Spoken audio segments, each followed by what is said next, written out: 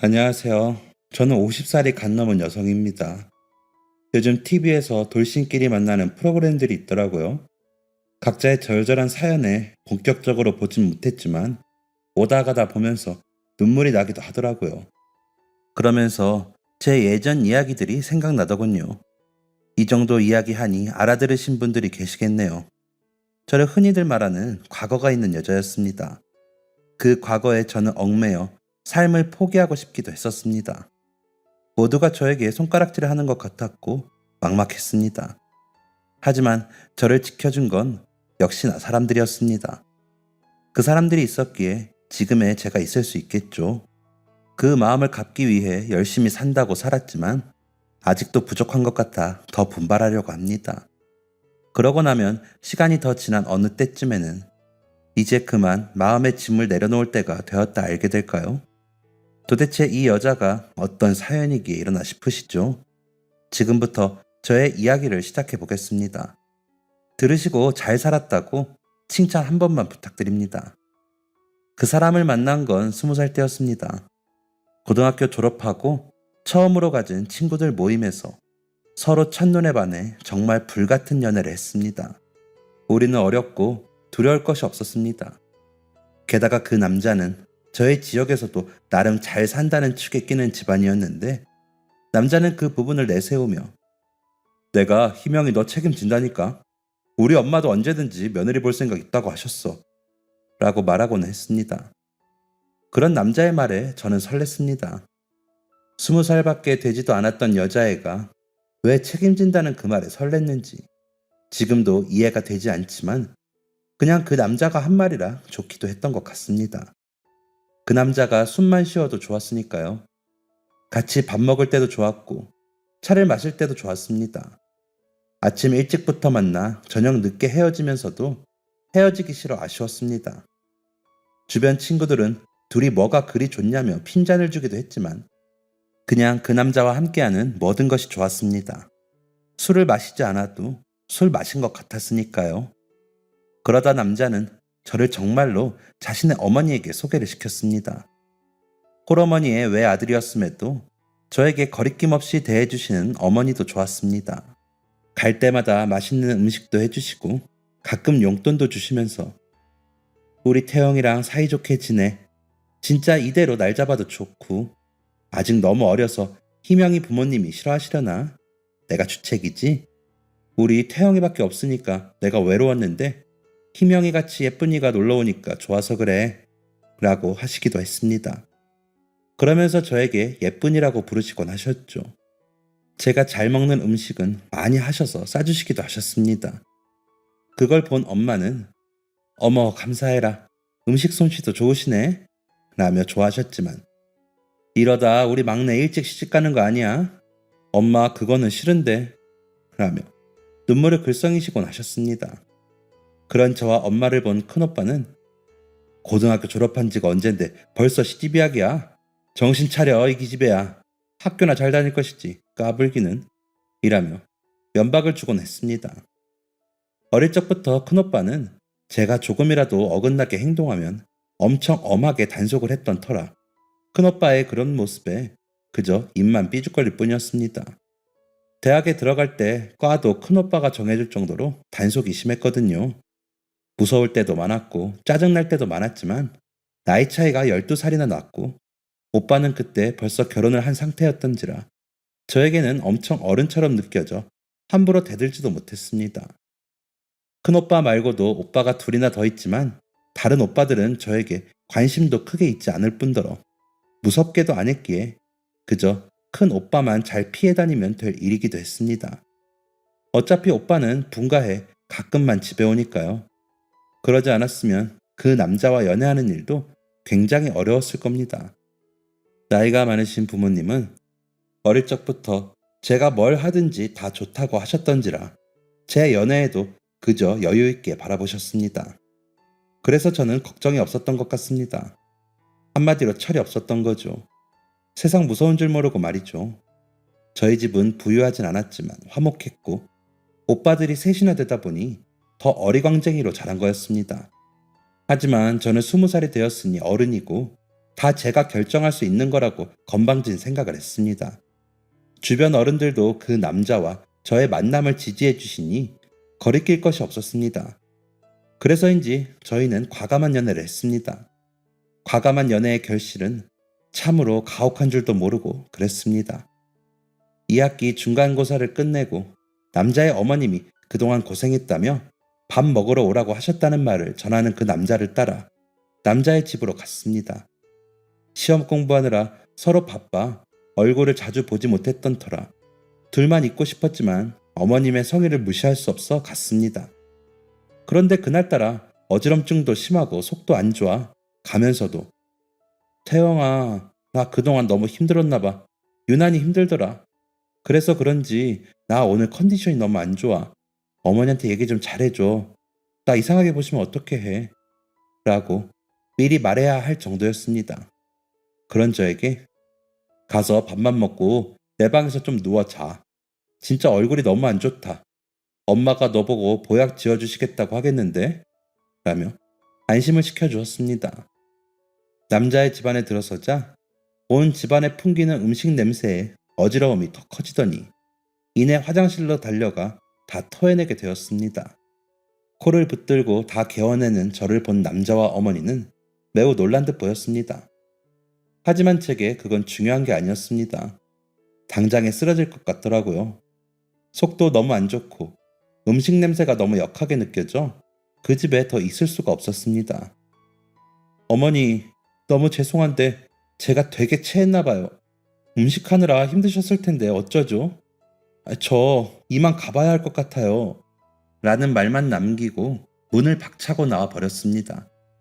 남자는 따라 나오더니 괜찮아? 집에 데려다 줄게. 기다려봐. 택시 잡자. 라며 저를 달랬지만 저는 다시 올라오는 구토를 참지 못하고 골목에 쪼그려 앉아 다시 한번 다 토해냈습니다. 진짜 혼이 빠지는 것 같았습니다. 그런 저를 걱정스러운 얼굴로 보던 남자는 제 등을 치며 괜찮냐는 말만 반복해서 할 뿐이었습니다. 저는 그저 어딘가에 가서 몸을 뉘이고 싶었습니다. 아무것도 눈에 들어오지 않더라고요. 남자는 우리 집에 가서 일단 좀 누웠다가 갈래? 체했으면 약도 좀 먹고 라고 하는데 저는 고개를 가로저으며 그냥 나 택시만 좀 잡아줘. 태영이 너는 그리고 들어가. 어머니 음식 많이 하셨는데 너라도 먹어야지. 난 그냥 얼른 가서 쉬고 싶어. 라고 하면서 울었습니다. 왜 그런지 눈물이 그렇게 나더라고요. 어쩌면 저는 그때 알았는지도 모르겠습니다. 제 뱃속에 새 생명의 싹이 텄음을요. 본능적으로 느껴진 건지 약도 먹기 싫었으니까요. 그렇게 집으로 돌아와 방으로 들어가 옷도 벗지 못하고 침대에 누워 쓰러지듯 잠이 들었습니다. 정말 너무 피곤하고 잠만 쏟아졌거든요. 정신없이 잠을 자는데 굉장히 달콤한 열매를 따서 먹는 꿈을 꾸었습니다. 보랏빛 길쭉한 포도송이 같은 그 열매가 갑자기 반짝반짝거리더니 보석으로 변하는 걸 제가 잔뜩 따서 품에 안는 꿈이었습니다. 꿈이었지만 그 달콤함과 싱싱한 감촉이 생생했고 보석으로 변한 열매가 너무 예뻐서 귀하게 품에 안은 것이 진짜 같았습니다. 일어나 그 느낌이 사라지는 게 아쉬워 눈물이 날 정도였으니까요. 다시 한번 느껴보고 싶을 정도로 좋았거든요. 아침에 일어난 저를 본 엄마는 어제 많이 아팠어? 태영이 전화해서 걱정하더라. 놀란 것 같던데? 라고 하시는데 그제야 그 남자에게 연락을 해줘야겠다고 생각했습니다. 하지만 불안한 마음에 바로 연락을 할 수가 없었습니다. 확실히 해두는 게 좋을 것 같아 학교 앞 약국에서 임신 테스트기를 구입해 수업에 들어가기 전에 화장실로 향했습니다. 선명히 나타나는 두 줄에 화장실에서 차마 나오지를 못하고 정신을 놓고 있었습니다. 원래도 불규칙했던 월 행사에 그다지 신경 쓰지 못했는데 그만 임신이 되었던 거죠. 수업에 들어가지도 못하고 공중전화로 달려가 남자에게 삐삐를 쳤습니다. 약속 시간과 장소를 일방적으로 전하고 무조건 나오라고 했습니다. 평소와는 전혀 다른 방식이었기에 남자는 놀랐는지 저보다 먼저 약속 장소에 나와 있었습니다. 그래서 쓱 임신 테스트기를 내밀었습니다. 남자는 이게 뭐야? 이거 어떻게 된 건데? 라며 눈이 동그래져서 물었습니다. 그 물음에 대답도 못하고 저는 고개를 숙이고 울어버렸습니다. 남자와 만나고 나니 더 느껴졌거든요. 부모라는 이름이 어울리지 않을 정도로 저희는 어리고 무지했습니다. 그걸 깊이 깨닫는 순간 제가 느낀 감정은 절망이었습니다. 아무 말도 없이 울기만 하는 저를 한동안 아무 말도 없이 보던 남자는 걱정 마, 희명아. 내가 너 책임진다고 했잖아. 일단 우리 엄마한테 먼저 말씀드리자. 그럼 방법을 찾아주실 거야. 라는 남자의 말을 따르는 수밖에 없었습니다. 저에게도 딱히 좋은 방법이 떠오르지 않았으니까요. 그대로 남자와 손을 잡고 그의 집으로 향했습니다. 전날 그렇게 토를 하고 가버린 저를 어머니는 반갑게 맞아주셨습니다. 고개를 푹 숙이고 우는 저와 더듬더듬 임신이라는 사실을 전하는 남자를 번갈아 보시던 어머니는 한숨만 크게 쉬실 뿐이셨습니다. 한참을 그러고 계시던 어머니는 일단 내일 병원부터 가자.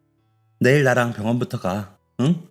이라고 하시더니 어제 그러고 가서 전복죽 좀 쑤었어. 좀 먹어.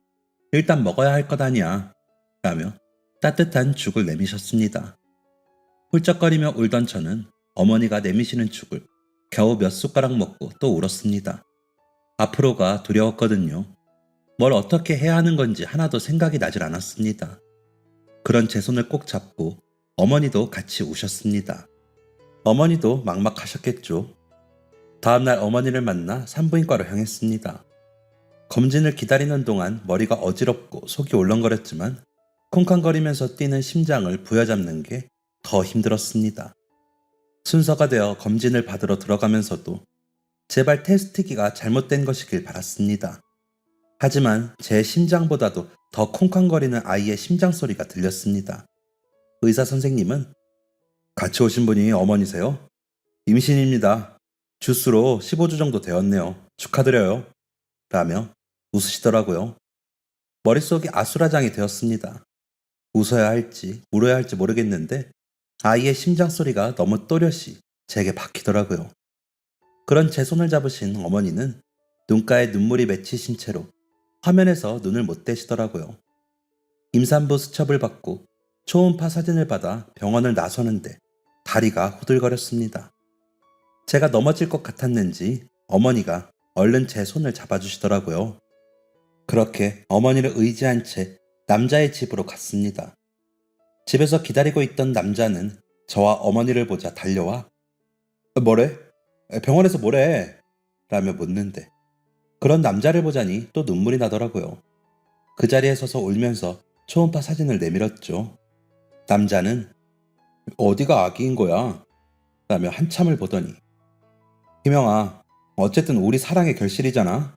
조금 빨리 찾아오긴 했지만 우리 이 아이 낳아서 키우자. 결혼도 하고 엄마랑 이야기했는데 너가 휴학하고 아기 낳고 몸조리하면 엄마가 아이 키워주신대. 우리는 원래대로 학교 다니고 라며 저를 안아주더라고요. 엉엉 울어 머리가 울려 아프면서도 남자가 하는 말에 안심이 됐습니다. 아이를 낳아 기를 수 있는 방법이 있다는 말에 마음이 놓였는지도 모르겠습니다. 그래서 고개를 끄덕이며 울었습니다. 그런 저희를 본 어머니는 그래, 내가 할머니니까 해야지. 어쩌겠니? 일단 부모님께 말씀드리고 한번 뵙자고 해. 라고 하시더라고요. 그렇게 집에 들어갔는데 큰오빠가 집에 와 있더라고요. 대뜸 저를 보더니 너 일찍 안 다닐래? 언제까지 그렇게 철이 없을래?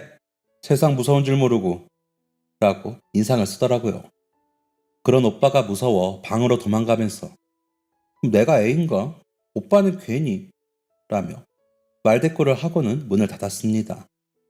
남자와 어머니에게는 집에 말하기로 약속하고 왔는데 큰오빠 때문에 도저히 그날 말을 못하겠더라고요. 그렇게 눈치만 보다 시간은 흘렀습니다. 점점 살이 찌고 배가 나오는데 그걸 감추고 학교 생활을 하자니 힘들긴 했지만 아이가 있다는 생각에 버틸 수 있었습니다. 어떤 아이일까 생각하면 웃음이 났습니다. 남자는 그런 제 마음을 헤아리기라도 하는 듯이 저를 위해 배려하느라 바빴습니다. 부모님께 임신 사실을 말하지 못하는 저를 좀 답답해하긴 했지만 기다릴 수 있다며 말해주곤 했죠. 병원에서는 24주가 넘자 이리저리 검사할 게 많다며 다음 검진 때도 아빠랑 꼭 같이 오라고 당부하셨습니다. 검진을 받고 나오며 이제는 정말 부모님께 말해야 한다고 다짐을 하고는 집으로 돌아왔습니다. 일부러 묶어놓았던 복대도 하지 않고 집으로 들어갔습니다. TV를 보시던 엄마와 아빠는 저를 보시더니 눈이 동그래지시더니 너 배가 왜? 라며 물으시더라고요. 아무 대답도 못하고 울면서 서 있는 저를 거실에 앉히시더니 너 설마? 라며 채근하셨습니다. 산모 수첩을 꺼내는 저를 보신 엄마는 이놈의 계집애가 정말? 이라며 제 어깨를 마구 때리셨습니다. 저는 배를 감싸 안고 울기만 했죠. 아빠는 한참을 망연자실해 계시더니 그놈한테 연락해서 오라고 해. 뭐라고 하는지 드러나 보자. 라고 하시더니 방으로 들어가셨습니다. 엄마는 태영이 집에서도 아니? 도대체 이렇게 될 때까지 왜 말을 안 했어? 너 이러고 학교를 다닌 거야? 라며 물으시기에 이번 학기 끝내고 휴학할 거야. 아이 낳으면 어머니가 키워주신댔어. 라며 울었습니다. 그러자 아이고 퍽도 너 나이가 몇 살인데 애를 낳아 이 등신아 라며 가슴을 치시더라고요. 엄마의 그런 반응을 예상하긴 했지만 그래도 서운했습니다. 왜 남자의 어머니처럼 우리 둘 사이의 결실인 이 아이를 받아들여주지 않는지 원망스럽기도 했고요. 어떻게든 아이를 지켜야 한다는 생각에 배를 감싸 안고 엄마로부터 지키려고 애를 썼습니다. 오빠들은 다행인지 늦게 들어와 그 난리를 보진 못했습니다. 그렇게 한바탕 난리가 난 집은 밤이 늦어져서야 잠잠해졌습니다. 일단 집에 말씀은 드렸지만 이제 남자가 집으로 찾아오고 부모님들을 만나게 하는 순서가 남았었습니다. 이렇게 시집을 가게 되는 게 부모님께 죄송했지만 사랑의 책임이라 생각했습니다. 이런 방법이 최선이라고 생각했습니다. 다음날 아침 남자에게 전화를 걸었지만 받지 않더군요. 남자 방에 전화가 따로 놓여 있어 그 시간에는 전화를 받는데 받지 않더라고요. 부모님께 인사를 시켜야 했으므로 마음이 급해 어머님이 계시는 거실 전화로도 전화를 해봤지만 전화를 받지 않았습니다. 무슨 일이 있나 싶었지만 통화가 안 되니 제 마음만 타들어갈 뿐이었습니다. 일단 학교에 가서 휴학계를 내기로 한 날이라 학교를 향했습니다. 휴학계를 내고 학교 공중전화에서 남자에게 다시 전화를 해봤지만 받지 않았습니다. 어머니에게도 연락해봤지만 통화가 안 됐습니다. 남자의 집으로 가기 위해 택시를 탔습니다. 남자의 집 앞에 내려 벨을 눌렀지만 아무도 나오지 않았습니다. 그쯤 되니 무슨 일이 생긴 건가 싶어 걱정이 되었습니다. 그렇게 남자의 집 앞에서 발을 동동거리고 있는데 남자가 피곤한 얼굴로 나타났습니다. 왔어? 엄마 여행 가셔서 안 계시는데 라며 웃더군요. 그래서 어디 갔다가 와? 연락이 안 돼서 놀랐잖아 라며 인상을 썼더니 친구들하고 술 좀 마셨어. 요즘 일이 많았잖아. 스트레스 좀 풀려고 라며 답하더군요. 그 말을 듣는 순간 너무 섭섭했습니다. 우리 집은 난리가 났고 우리 부모님은 잠도 못 주무시고 나는 휴학계를 내고 왔는데 책임지겠다던 사람들은 술을 마시고 여행을 가다니요. 집에 이야기했어. 아빠가 와서 이야기하라셔. 그러고 나서 부모님 만나는 자리 만들어야 할 거 아니야. 나 오늘 휴학계도 내고 왔어. 라며 더 인상을 쓰며 말했습니다. 그러자 남자는 갑자기 정색을 하더니 근데 왜 인상을 쓰고 이야기하냐? 너 임신한 게 내 책임만 있냐? 내가 너를 억지로 그런 것도 아니고 책임진다고 했잖아. 너만 힘들어? 나도 힘들어. 이 나이에 애 아빠가 되게 생겼는데 나라고 뭐 룰루랄라 좋겠어? 일단 집에 가서 기다려. 내가 연락할게. 엄마 여행 끝내고 오시면 갈 테니까 기다려. 라며 화를 내더니 집으로 들어가 버렸습니다. 길거리에 버려진 것 같은 기분이 들어 남자를 따라 들어갈까 싶었지만 남자는 벨을 눌러도 문을 열어주지 않았습니다. 갑자기 세상이 더 깜깜하게 느껴졌습니다. 남자의 태도가 그동안과 너무나 달라졌기에 불안하고 무서워졌습니다. 그리고 한 달 동안 남자는 연락이 힘들었습니다. 겨우 통화가 되어 검진받으러 병원 앞으로 오기로 약속을 했음에도 나타나지 않았습니다. 어머니도 내가 요즘 큰일 앞두고 정신이 없네. 주변 사람들에게도 내가 은근 귀띔을 하려면 이리저리 만날 사람도 많고 부모님 뵙는 거는 일단 내가 다시 연락할 때까지 기다려. 응? 이라며 황급히 전화를 끊기 일쑤였습니다. 배는 점점 불러오고 남자는 나타나지 않자 저희 집에서는 더 난리가 났습니다. 엄마는 도대체 그놈이랑 연락은 되는 거니? 왜 안 와? 아니면 내가 그 집으로 갈까? 너희 오빠들도 다 알게 생겼어. 어쩔 거야? 너희 둘째 오빠는 여자 데리고 온다는데 너배는 점점 더 불러오는데 그놈은 언제 나타나니? 응? 이라며 채근을 하셨습니다. 너무 무서웠습니다. 배는 더 이상 감출 수 없을 만큼 나와 큰오빠가 올 때면 방에 숨어서 나가지도 못했습니다. 밖에 외출도 겨우 해야 할 판이었습니다. 20살의 어린 딸이 결혼도 안 하고 임신을 했다는 걸 누가 알기라도 할까봐 부모님은 전전긍긍 하셨으니까요. 저도 창피해 친구들도 만나지 못했습니다. 남자와는 점점 더 통화도 힘들었습니다. 어머니와도 겨우 통화가 되면 어머니는 미안하다. 에휴, 나도 이게 무슨 일인지 모르겠다, 희명아. 미안해. 라며 전화를 끊곤 했습니다. 어떤 날은 무슨 말을 하려다가 멈칫거리더니 옆에서 남자가 뭐야, 끊어. 라면서 강제로 전화를 끊어버리기도 했습니다. 그런 일들이 계속 반복되니 알겠더라고요. 저는 남자에게 버림받은 것이었습니다. 달콤한 말로 저를 꿰어내고 이렇게 임신까지 하게 만들어 놓고 저를 버린 것이었습니다.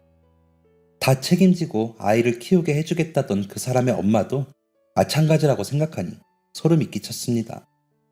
그런 생각이 들고 나니 그냥 앉아서 그 남자의 연락을 기다리고만 있을 수가 없었습니다. 남자와 그의 어머니를 만나야 했습니다. 새벽에 일찍 남자의 집으로 가 벨을 눌렀습니다. 진짜 몇십 번을 눌렀던 것 같습니다. 그 남자의 어머니가 나오더니 희명아, 너가 답답한 거 내가 왜 모르겠니? 그런데 사람 인연은 억지로 잊지 못하는 거야. 이거 가지고 가서 아이 낳고 아이는 입양을 보내든지 해라. 너도 너 인생이 있는데 미련하게 아이 키운다고 고생하지 말고 아니면 내가 알아봐 줄까? 너희 부모님께는 죄송한데 너희 부모님도 너가 저지른 일에 약간 책임지셔야지. 우리 그렇게 마무리하자. 태영이가 도저히 안 되겠나 봐. 그걸 내가 억지로 잡아 끈다고 될 일도 아니고 라면서 대문 안으로 들어가려 했습니다. 그런 어머니를 붙들고 어머니, 태영이 한 번만 만나게 해주세요. 어머니 제 배 좀 보세요. 아들이래요. 어머니도 아들 원하셨잖아요. 어머니 왜 이러세요? 이제 와서 애를 어떻게 해요? 어머니 제발 이러지 마세요. 라며 빌었습니다. 그래도 돌아보지 않는 어머니 다리를 붙들고 무릎까지 꿇고 빌었습니다. 그런데도 어머니는 그 돈이면 아이 낳고도 새 출발할 때 힘들지 않을 거야. 그리고 희명아, 너도 네 인생 생각해. 미련하게 굴지 말고. 라더니 제 손을 뿌리치고 들어가 버렸습니다. 돈봉투를 끌어안고 그 집 앞에서 엉엉 울었지만 남자는 나와보지도 않았습니다. 남자의 방 창문에 불이 켜지는 것을 보았지만 창문도 열어보지 않더라고요. 집으로 돌아가야 하는데 도저히 용기가 안 났습니다. 지금까지 기다려준 부모님께 이 이야기를 어떻게 해야 할지 모르겠고 오빠들까지 알게 되어 일이 커지면 제가 어떻게 감당해야 할지 모르겠더라고요. 그래서 일단 산부인과와 가장 가까운 곳의 여관에 방을 하나 얻었습니다. 그리고 그날부터 거기서 지냈습니다. 출산 예정일까지 2달 정도 남았으니 그렇게 지내다 남자에게 다시 연락해 아이를 보여주면 생각이 달라질 거라고 생각했습니다. 지금은 혼란스러워 그럴 수 있지만 막상 태어난 아이를 보면 다시 전처럼 다정한 사람으로 돌아올 거라고 생각했습니다. 아마 집은 난리가 났겠죠. 배가 부른 딸이 갑자기 사라졌으니 부모님은 엄청 걱정을 하셨을 겁니다. 어쩌면 잘 사라졌다고 하셨을 수도 있죠. 이런저런 생각들을 하다 제 처지가 너무 비참해 그 작은 여관방에서 울었습니다. 그럴 때면 뱃속의 아이는 저를 위로라도 하듯이 발로 차면서 자신의 존재를 알려주었습니다. 아마 그 움직임이 없었다면 저는 그때 나쁜 생각을 했을 것 같습니다. 그 작은 움직임에 저는 비참하고 초라했지만 버틸 수 있었죠.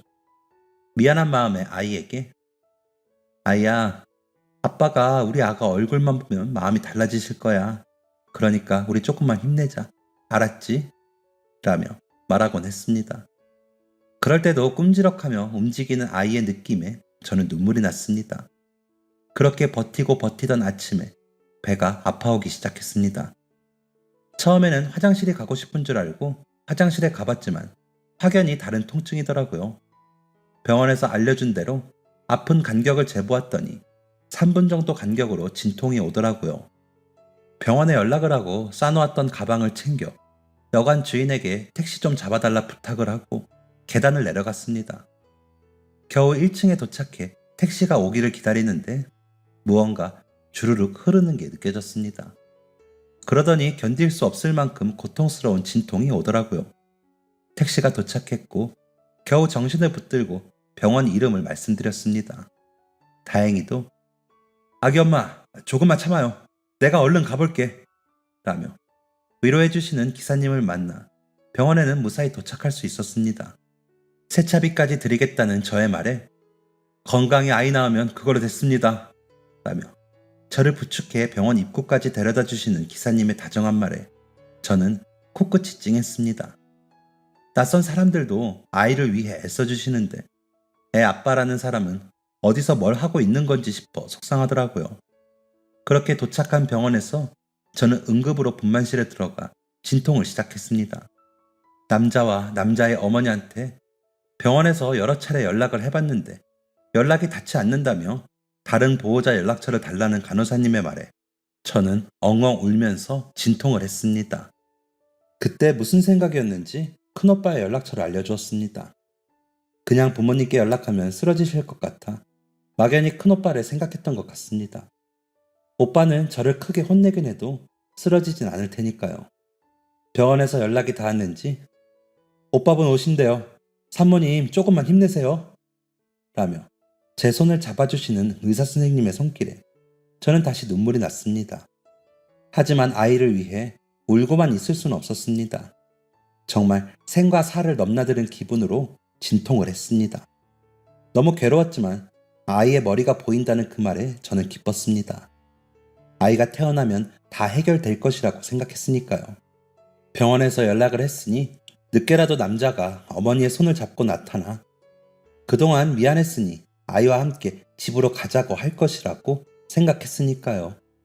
그러면 그때는 단숨에 알았다고 하지 말고 조금은 잰 후에 허락하겠다는 생각도 했던 것 같습니다. 그러다 일순간 세상의 모든 것이 정지했다는 생각이 들 만큼 아프더니 응애 하는 울음소리가 들렸습니다. 품에 안겨 우는 아이를 보니 고통이 하나도 괴롭지 않았습니다. 이 아이와 함께라면 뭐든지 다 할 수 있겠다는 생각이 들었습니다. 젖을 물려보라며 간호사가 젖을 물리자 제대로 빨지도 못하면서 쪽쪽거리는 아이의 그 입이 너무 예뻤습니다. 벌겋고 쪼글쪼글한데도 아이는 남자와 매우 닮았었습니다. 이제 남자만 나타나면 될 일이었습니다. 아이가 신생아실로 가고 저는 병실로 옮겨졌습니다. 온몸이 땀으로 범벅이 되어 엉망진창이었는데도 제가 더럽게 느껴지지 않았습니다. 병실 문이 열리고 혹시나 그 사람인가 싶어 보았지만 큰오빠와 새언니였습니다. 잔뜩 인상을 쓰고 있는 오빠를 보자니 기가 죽어 놀라고 있는데 새언니가 아가씨 고생했어요. 아이가 너무 예뻐요. 신생아실에서 제일 잘생겼어요. 라며 제 손을 잡아주었습니다. 아무 말도 못하고 있는데 오빠가 그놈은 연락 안 돼? 라고 묻는데 저는 눈물만 흘릴 뿐이었습니다.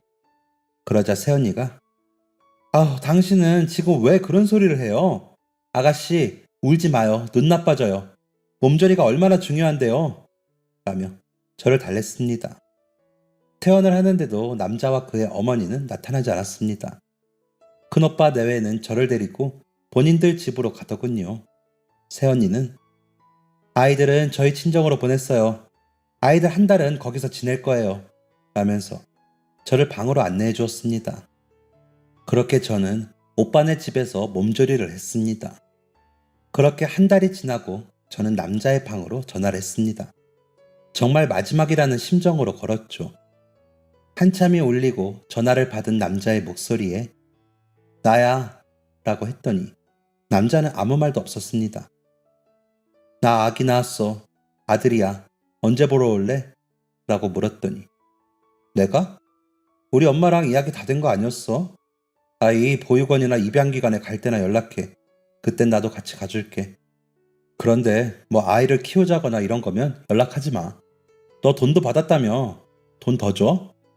라고 말하는 남자에게 저는 뭐라고 해야 할지 모르겠더군요. 아이가 자고 있어 소리도 못 지르겠고요. 황당함과 서러움에 눈물만 흘렸습니다. 제가 훌쩍이자 남자는 야, 그만 울어. 생각해보고 입양 보낼 거면 엄마한테 연락해. 너도 이제 그만 정신 차려. 라며 전화를 끊었습니다. 아이만 태어나면 다 해결될 거라고 생각했던 저는 망치로 머리를 세게 맞은 것 같았습니다. 아이와 저는 그대로 버림받은 것이었습니다. 그런 아이를 남자의 말처럼 버릴 수도 없었습니다. 아이에게 그것만은 절대 할 수가 없었습니다.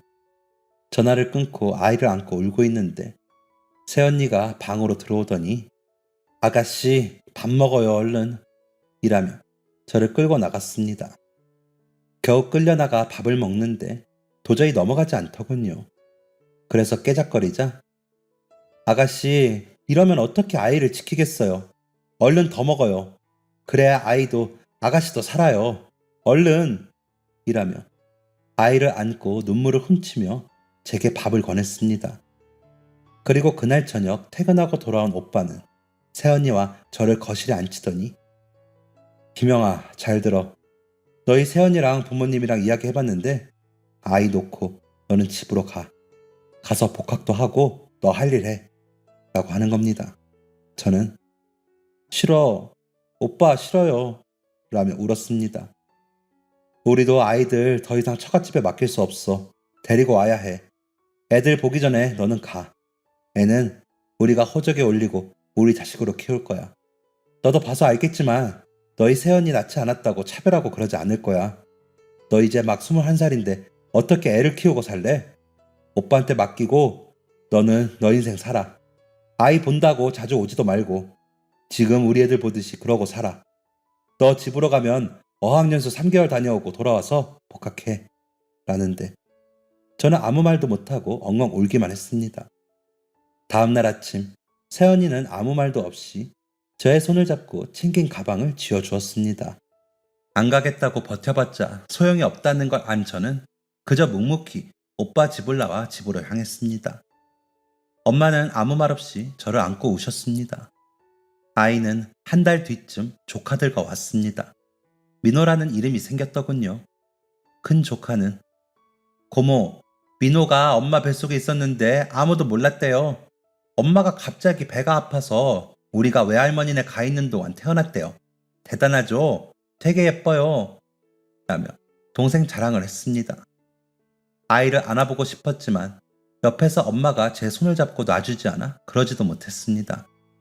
그렇게 아이는 큰 오빠네 막내 아들로 자랐습니다. 오빠는 전보다 집에 자주 오지 않았습니다. 제가 간다고 하면 오지 말라고 했고요. 가끔 오빠가 데리고 온 아이를 보면 티 없이 잘 자라고 있었습니다. 저는 남자의 어머니에게 받은 돈을 집으로 오기 전에 새언니에게 모두 드렸습니다. 하지만 새언니는 아가씨, 자식 키우는 사람이 남의 돈을 왜 받아요? 이걸로 아가씨 어학연수나 다녀와요. 내 자식은 내가 키워요. 라고 했을 때 저는 알았습니다. 오빠와 언니가 누구보다 아이를 잘 기를 거라는 걸요. 하지만 또 저는 저대로 아이에게 해주고 싶은 마음을 표현하고 싶어 조카들 선물까지 함께 보내고는 했습니다. 조카들은 고모 최고라며 좋아했습니다. 저는 어학연수는 가지 않았습니다. 그리고 그 돈으로 조카들과 아이에게 이것저것 사서 보내는데 돈을 썼습니다. 보내면서도 혹시나 언니가 마음 상할까봐 조카들 것을 더 좋은 것으로 사서 보냈습니다. 그리고 가을에는 복학을 했고 열심히 다녔습니다. 그리고 좋은 학점으로 졸업을 했고 괜찮은 회사에 취직을 했습니다. 엄마는 간간히 선짜리 이야기를 하셨지만 엄마 그거 사기야 라는 제 말에 아무 소리 못하시고 포기하시곤 했습니다. 저는 그냥 아이가 자라는 것을 지켜보며 살기로 결심했던 터라 엄마가 결혼 이야기를 꺼내실 때마다 단호하게 말하곤 했습니다. 아이는 무럭무럭 컸습니다. 웃을 때 남자의 얼굴이 보여 볼 때마다 마음이 아팠지만 엄마 껌딱지인 아이는 제게 잘 오지도 않고 새언니만 따라다녔습니다. 조카들이 고모, 민호가 엄마를 다 가져가서 우리는 엄마랑 잘 앉지도 못해요 라며 푸념을 할 정도로 아이는 오빠와 새언니에게 사랑을 듬뿍 받고 자랐습니다. 그래서 안심이 되고 아이가 자라는 것을 볼 수 있어 좋았지만 그래서 더 쓸쓸하고 시렸습니다. 한 번이라도 아이에게 엄마 소리를 듣고 싶었고 한 번이라도 제 품에 꼭 안고 잠이 들고 싶었거든요. 하지만 제 아이임에도 모두의 눈치를 보느라 안아주지도 이름을 잘 부르지도 못했습니다. 아이에게는 그저 선물 잘 사주고 용돈 잘 주는 고모일 뿐이었죠. 그것만으로도 저는 만족하며 그저 아이를 바라보았습니다. 주변에서는 그런 저의 사정을 모르니 수녀가 될 거냐, 눈이 높냐, 골드 미스다 라며 그저 일밖에 모르는 여자로 여겼습니다. 30대 후반이 되어서는 그런 시선들이 더 심해졌죠. 아이가 고등학생이 되고 저는 아이 학원비라도 보태고 싶어 오빠에게 말을 꺼냈다가 내 새끼 내 형편대로 키운다. 너는 그저 좋은 고모 노릇이나 해. 오지랖 부리지 말고 라며 혼만났습니다. 둘째 오빠와 셋째 오빠네 조카들에게도 다 해준다고 했는데도 큰오빠는 그럼 걔들이나 해줘. 우리 애들은 내가 알아서 해 라며 딱 잘라 말았는데 너무 섭섭했습니다. 아이에게 아무것도 못하게 하는 그 마음을 헤아릴 수는 있지만 그래도 너무 야박하게 구니까요. 오빠에게 그렇게 거절을 당하고 속상한 마음에 집 앞에 있는 작은 호프집에 가 안주도 없이 소주를 마시고 있는데 누군가 아는 척을 하더라고요. 돌아보니 일 때문에 만난 협력사 과장님이었습니다. 아, 희명 팀장님, 집이 이 근처세요? 이렇게 뵈니까 또 반갑네요. 라는데 대충 인사를 하고 혼자 시간을 보내려는데 혼자 드시게요? 저도 혼자 왔는데 같이 드실래요? 라며 말을 더 이어가더군요. 그래서 혼자 좀 생각할 게 있어서요. 죄송합니다. 불편하시면 제가 자리를 피해드릴까요? 라고 말을 하자 그쪽에서 아, 네, 죄송합니다. 제가 눈치가 없었네요. 라더니 계산을 하고 나가더라고요. 그래서 마저 마시던 소주를 마시고 계산을 하려는데 아까 인사하신 손님이 계산 다 하셨어요. 라고 하기에 놀라 따라 나와보니 안 계시더라고요. 그러다 일하면서 만나게 돼 술값 이야기를 했더니 아유, 저희 잘 봐달라고 로비한 겁니다. 라며 웃고 마시더라고요. 근데 그 서글서글함이 편하게 다가왔습니다. 몇 년 전 교통사고로 사별하신 분이라 너무 안타깝다는 다른 직원들의 이야기를 들은 후라 그런지 마음이 쓰이더라고요. 그래서 술값을 갚겠다고 했습니다. 그날 이후 우리는 종종 소주 한잔하는 사이가 되었습니다. 처음엔 일 이야기만 나누었는데 점점 속의 이야기도 나누게 되더군요. 과장님은 아직도 아침에 일어나면 인기척이 없는 게 이상해요. 그 사람이 참 부지런해서 아침 준비를 열심히 해줬었거든요. 저녁도 마찬가지고요. 그렇게 지낸 게 1년도 채 되지 않는데도 아직도 그래요. 그래서 일부러 나와서 술을 마셔요. 집에 있는 게 너무 허전해서요. 라며 쓸쓸히 웃었는데 그 모습이 참 마음 아팠습니다. 그래서 다른 이야기를 해볼까 하다가 제 이야기를 시작했습니다. 한참을 아무 말도 없이 제 이야기만 듣던 과장님은 그래도 팀장님은 아이도 있고 잘하는 걸 볼 수 있었잖아요. 부럽네요. 저는 아이 얼굴도 못 봤어요. 심장 소리만 겨우 들었거든요. 라더니 고개를 숙이고 울기 시작했습니다. 그러더니 팀장님, 우리 서로 비밀 하나씩 안 거예요. 아무한테도 말하지 않기로 약속해요. 라면서 새끼손가락을 내밀더라고요. 얼결에 그 손가락에 제 손가락을 걸었습니다. 그리고 저는 과장님과 만남을 시작했습니다. 누가 먼저 사귀자고 하진 않았지만 보통의 연인들의 데이트를 하고 있더라고요. 과장님은 배려가 많은 사람이었습니다. 다정하고 제 입장을 잘 헤아려주는 모습이 보였습니다. 이 사람이라면 결혼을 해도 나쁘지 않겠다는 생각을 하게 되었습니다. 과장님도 제 생각과 같았는지 나 이사를 좀 하려고 해요. 그런데 그 사람 짐은 버리지를 못할 것 같아요.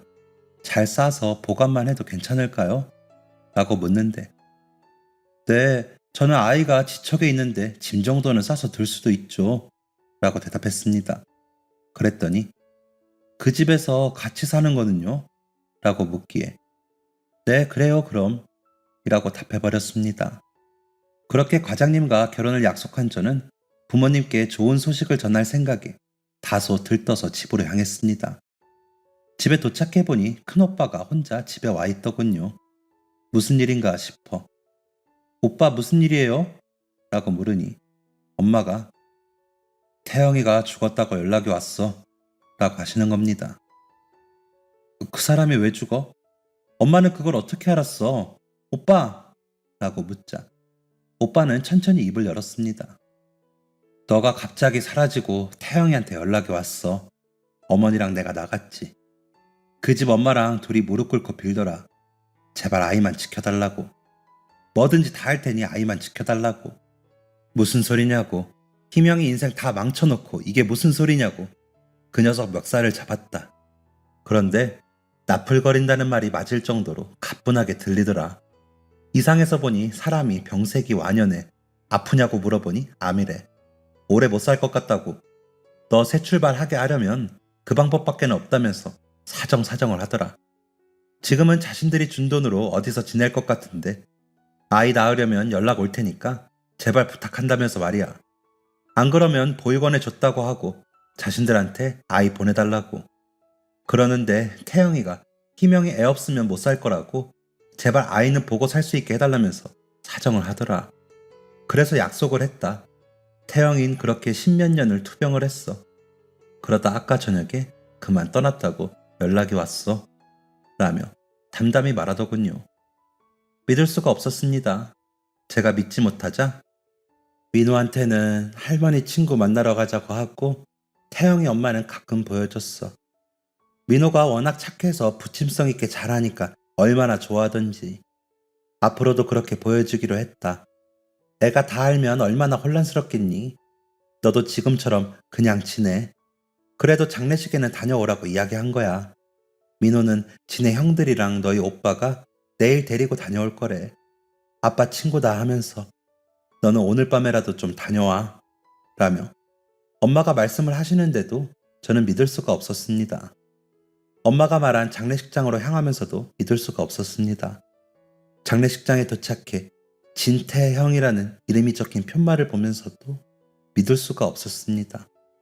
신발을 벗고 그 사람 영정사진을 보고 어머니를 보면서 안기는데도 믿을 수가 없었습니다. 그 오랜 시간 혼자 아파하며 저에게는 나쁜 사람을 자초하다가 이렇게 떠난 게 그 사람이라는 사실을 믿고 싶지 않았습니다. 그런 줄도 모르고 제일 아픈 줄 알았던 제가 너무 바보 같았습니다. 저는 아이를 보면서 살았는데 그 사람은 그러지 못했으니까요. 아이가 태어나면서 어떻게 해주자던 그 사람의 말들이 떠올랐습니다. 놀이동산도 자주 가주고 싶다고 했었고 텐트 가지고 무작정 여행도 가고 싶다고 했었고 아이가 맞고 오면 다 무찔러 주겠다고 말하며 천진하게 웃던 그 사람의 모습이 떠올라 너무 괴로웠습니다. 어머니는 많이 늙고 수척해지셔서 처음엔 몰라볼 정도였습니다. 마르고 거칠어진 손으로 제 손을 잡으면서 희명아, 태영이가 많이 미안해했어. 너한테 너무 못되게 이야기해서 미안하다고. 나도 미안하다. 진심이 아니었어도 많이 아프게 해서 미안해. 라며 우셨습니다. 벌써 십수년이 지나 아이가 고등학생이 되었는데도 마치 어제 일인 것처럼 느껴지는 그 일이 거짓이라는 걸 이제야 알아서 속상했습니다. 그저 어안이 벙벙할 뿐이었죠. 그렇게 장례식장을 3일 동안 지켰습니다. 그래야 할 것 같아서요. 오빠는 아이들을 데리고 와서 인사를 하고는 갔습니다. 민호는 그런 자리가 어색하고 이상했는지 두리번거리다 갔습니다. 아이가 가고 나서 어머님은 아이가 참 착하게 잘 자랐더라.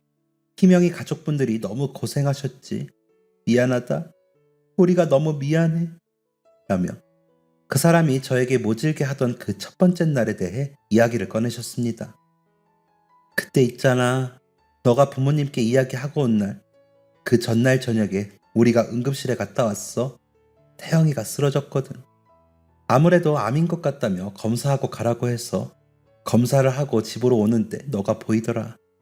문을 두드리는 널 보더니 태영이가 후다닥 나를 골목에 숨기더니 나오지 말라고 하더라. 그러더니 가서 너한테 막 뭐라고 해. 그러더니 너가 울면서 집으로 가는데 나를 다시 데리러 나와서는 태영이가 막 울면서 엄마, 희명이 너무 불쌍해. 어떻게 해? 그러더라고. 그러더니 엄마, 행여나 희명이 붙을 생각하지 마. 나 진짜 암이면 그냥 보내주자 라는데 그 말이 맞지 뭐니. 그래서 그날부터 우리가 나쁜 사람들 되자고 그런 거야. 우리 원망 많이 했지? 혼자 애 낳느라 고생했다. 라고 하고는 우시더라고요. 아마도 그 사람이면 그랬을 것 같더라고요. 그 사람을 원망했던 만큼 미안한 마음에 저도 흑흑거리며 울었습니다. 20살의 제 상처는 그렇게 그 사람과 함께 눈물로 떠나보냈습니다. 그렇게 장례가 끝나고 과장님께 다 말을 했더니 나쁜 사람이 아니어서 너무 다행이네요. 마음 아픈 일이지만 팀장님이 좋은 사람과 인연이었다고 생각하니 다행인 것 같아요. 그래서 민호도 착한가 봐요. 라며 저를 달래주었습니다. 그러더니 과장님은 제게 청혼을 했고 저는 받아들였습니다. 그리고 얼마 뒤 어머니가 병원에 입원하셨다는 소식에 같이 다녀오기도 했습니다. 어머님이 돌아가셨을 때도 같이 가서 장례를 치르는데 돕기도 했고요. 어머님은 모든 재산을 민호와 제 앞으로 남기셨습니다. 아이가 아직 학생일 때라 그 돈은 당분간 건드리지 말자고 오빠가 그러셔서 그러기로 했죠. 그러다 아이가 대학에 합격했다는 소식을 듣고 남편이 그러더군요. 저기 여보, 이제라도 민호를 데려오는 건 어때요? 라고요. 무슨 소리인가 싶어 선뜻 대답도 못하고 있는데 형님께 그동안 고생하셨다고 상속받은 돈은 다 드리고 아이는 이제라도 우리가 데리고 와서 부모 노릇 해봐요. 아이에게 친아버지 이야기도 해주고 우리 그렇게라도 엄마 아빠 소리 들어봅시다. 물론 민호 생각이 제일 중요한데 당신 엄마 소리 듣고 싶잖아 라고 하더군요. 너무 고마워서 말도 나오지 않았습니다. 그저 눈물만 흘렸죠. 그러더니 남편은 오빠와 며칠 동안 이야기를 한참 주고받았습니다. 그렇게 아이에게 모두 털어놓던 날 아이는 안 그래도 혈액형이 저만 AB형인 게 이상했어요. 저는 입양아인가 했죠. 모두들 너무 잘 대해주셔서 좋은 분들께 입양이 된 건가 했어요. 라며 놀라면서도 잘 받아들여줬습니다. 그리고 저희 집으로 와 지냈습니다. 저희 부부에게는 어머니 아버지라고 부르면서 오빠네 부부에게는 엄마 아빠라고 부를 때 좀 서운하긴 하지만 어쩔 수 없다고 생각합니다. 그만큼 오빠 부부가 아이를 잘 길러주신 거니까요. 아이에게도 상속받은 재산을 이야기하고 양도에 대해 이야기했더니 흔쾌히 좋다고 하더군요. 그러더니 엄마 아빠 물려준다고 아껴 쓰지 말고 팍팍 써요. 나중에 형들이랑 사이좋게 나눠주고 라며 웃더라고요. 오빠네는 그 돈을 왜 우리가 받냐며 손사래를 쳤지만 민호가 뭐라고 설득했는지 이내 받아주셨습니다. 민호가 처음으로 저에게 고모가 아니라 어머니라고 부른 날 화장실로 가 얼마나 울었는지 모릅니다. 민호가 어느덧 30살이 넘어 얼마 전 결혼하고 싶다며 아가씨를 데리고 왔습니다. 오빠네에도 인사를 간다며 다녀왔더라고요. 남편은 아이가 진짜 너무 착하다며 저런 아이 아버지라서 감사하다고 하더라고요. 저 역시 같은 생각입니다. 고마운 아이이죠. 그 사람에게 저런 아이를 남겨주어 감사하다고 하곤 합니다. 가끔 어머니와 나란히 모셔놓은 납골당에 다녀오거든요.